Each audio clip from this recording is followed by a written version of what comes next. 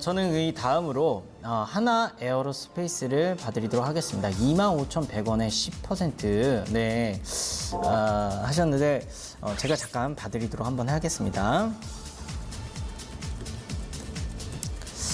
네, 하나 에어로스페이스 같은 경우에는 뭐 최근에 좀 한국우주 관련된 부분 때문에 약간 좀 발목을 잡혀서 굉장히 좀 많이 흔들렸던 그런 종목 중에 하나죠. 네, 그리고 하나 에어로스페이스라고 한다면 많은 분들이 뭐 이렇게 아시는 분들도 있지만 모르시는 분들도 굉장히 많을 겁니다.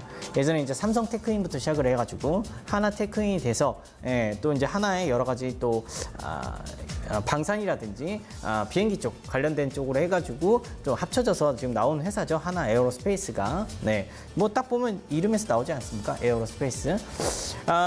제가 뭐 요즘에 방산주를 좀 얘기를 많이 했었어요. 뭐 ARIG 넥스원 같은 경우에는 아무래도 이제 중장기적으로 성장 동력을 가지고 있다라고 말씀을 좀 드렸고, 하나 에어로스페이스도 굉장히 좋은 회사입니다.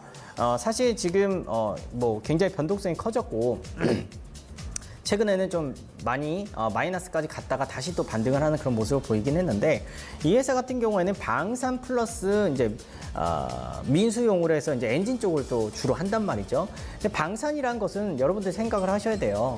사실 이제 힘이 없는 평화는 없습니다. 제가 뭐 누누이 말씀을 드리지만 힘이 있는 자가 평화를 외쳐야지 평화가 오는 거지, 힘이 없는 자가 외쳐봤자 공허한 그 외침일 뿐입니다. 그러니까 제가 생각을 할 때는 힘은 굉장히 필요하다. 특히 지금 미중 무역 전쟁이 굉장히 격화되고 있고요. 그 미중 무역 전쟁이 무역을 떠나서 통상 전쟁을 떠나서 결국에는 정치 외교, 나중에는 군사 쪽으로까지도 아마 자극을 줄 것이다라고 저는 생각을 하고 있거든요. 그렇다라고 했을 때는 전 세계가 자주국방에 대해서 생각을 할 수밖에 없다. 저는 그렇게 생각을 합니다. 군비 비축에 대한 경쟁이 시작될 것이다. 저는 그렇게 생각을 해요. 그런 측면에서 봤을 때 방산 쪽은 좋을 수밖에 없습니다. 특히 우리나라 같은 경우에도 국방백서를 통해서 2017년, 2018년 계속해서 증액을 하고 있는데 그 증액에 대한 그 폭이 굉장히 커요. 뭐 이제 북한하고 이제 평화적인 분위기에 왔다 해서 국방백서를 통해서 국방비를 낮춘 게 아니라 오히려 더 증액을 했어요.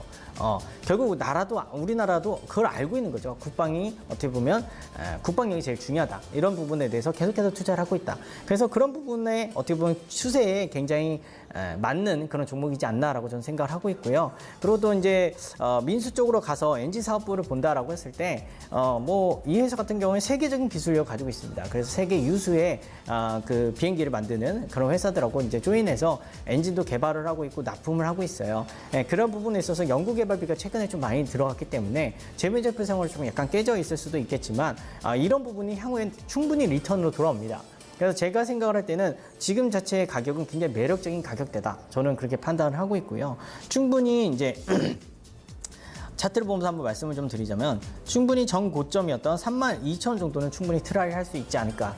저는 이렇게 생각을 하고 있습니다. 물론 한 번씩 뭐 북한과의 평화 이야기가 오간다라고 했을 때는 한 번씩 이제 약간 심리적으로 출렁출렁 거릴 수는 있어요.